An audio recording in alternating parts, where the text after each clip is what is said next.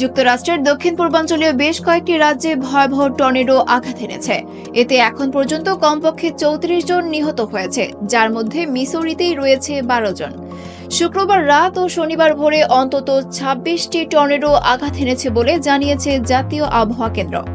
সবচেয়ে বেশি ক্ষতিগ্রস্ত রাজ্যগুলোর মধ্যে রয়েছে Arkansas, Illinois, Mississippi, Missouri, Texas ও Oklahoma.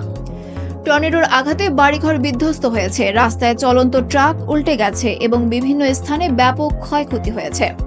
Missouri state highway patrol জানিয়েছে টহল দল ও স্থানীয় সংস্থাগুলো দুর্গতদের সাহায্য ও ক্ষয়ক্ষতির মূল্যায়নে কাজ করছে। টেক্সাস ও ওকলাহোমার বিভিন্ন এলাকায় ১০০টিরও বেশি স্থানে দাবানল ছড়িয়ে পড়েছে, যা পরিস্থিতিকে আরও জটিল করে তুলেছে। মিসৌরির স্থানীয় বাসিন্দারা জানিয়েছেন এই দুর্যোগে তারা অপূরণীয় ক্ষতির সম্মুখীন হয়েছেন।